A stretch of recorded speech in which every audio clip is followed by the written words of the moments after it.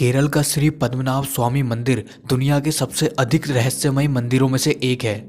यह मंदिर दुनिया के सबसे अमीर धार्मिक स्थलों में से एक भी माना जाता है।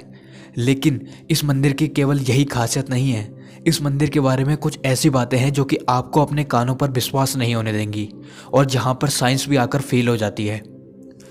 इस मंदिर के बारे में हमेशा से लोगों का मानना था कि इस मंदिर में लाखों करोड़ों का सोना, चांदी या हीरे रखे गए हैं, लेकिन कभी भी किसी ने यह नहीं सोचा था कि यह संपत्ति टोटल कितनी होगी।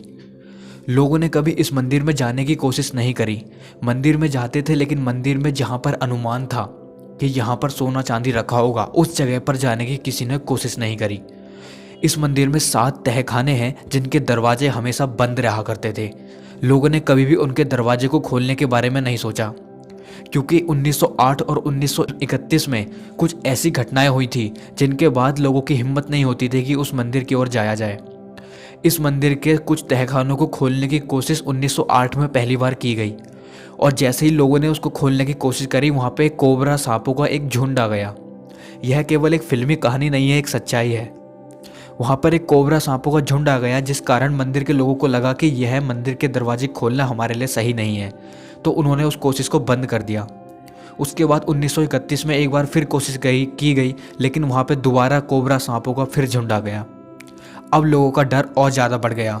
इसके बाद लोगों ने कभी कोशिश नहीं करी इस मंदिर के दरवाज़ों को खोलने की। इसके बाद सन 2011 में वो दिन आया जब सुप्रीम कोर्ट के आदेश पर इस मंदिर के दरवाज़ों को खोला गया। इस मंदिर में जो 7 तहखाने थे, उनमें से 6 के एक के बाद एक को दरवाज़ों को खोला गया। लेकिन चौंकाने वाली बात यह थी कि इस बार कोई भी कोबरा सांप या फिर ऐसी कोई घटना नहीं हुई जिससे कि लोगों को डर लगे। तो जब ये तहखाने खोले गए तो उसमें से लाखों करोड़ों नहीं बल्कि खरबों की संपत्ति निकली। यह संपत्ति लगभग 2 लाख करोड़ रुपए की थी। इसमें सोना, चांदी, हीरे जैसे जेवरात रखे थे, जिसको बाद में मंदिर ट्रस्ट को दे दिया गया ताकि बाद में मंदिर के कामों में यूज किए जा सके। लेकिन आपने एक चीज़ नोटिस की होगी कि इसका 7वां दरवाज़ा तब भी नहीं खोला गया, क्योंकि यह 7वां दरवाज़ा बाकी सब दरवाज़ों से बिल्कुल अलग था। इस दरवाजे के गेट पर 2 सांप बने थे। उन सांपों को देखकर लोगों को लगता था कि इस मंदिर के दरवाजे में कुछ ना कुछ अलग जरूर है।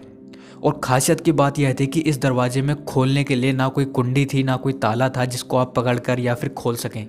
तो लोगों ने सोचा कि इस दरवाजे को खोलना सही नहीं रहेगा, इस वजह से लोगों ने उस दरवाजे को नहीं खोला।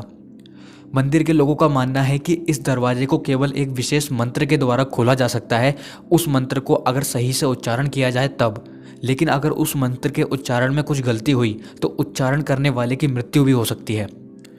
इस मंदिर के बारे में इतनी सारी मान्यताओं की वजह से लोगों ने कभी उस मंदिर के उस दरवाजे को खोलने की कोशिश नहीं करी। कुछ लोगों का मानना है कि जितनी संपत्ति उन 6 दरवाजों से मिली, उससे ज़्यादा संपत्ति 7वें दरवाजे के पीछे हो सकती है। इसीलिए इस दरवाजे को विशेष प्रकार से बनाया गया है। शायद इसीलिए इस दरवाजे पर कोई निशान नहीं छोड़ा गया ताकि इस दरवाजे को कभी खोला ना जा सके।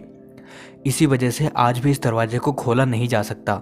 मंदिर पर आस्था रखने वाले लोग बताते हैं कि इस मंदिर के दरवाजे को खुलवाने वाले जज टीपी सुंदरराजन, जिनकी निगरानी में इस मंदिर के दरवाजे को खुलवाया गया था, उनकी मृत्यु इसी कारण हुई क्योंकि उन्होंने मंदिर के दरवाजे खुलवाए थे।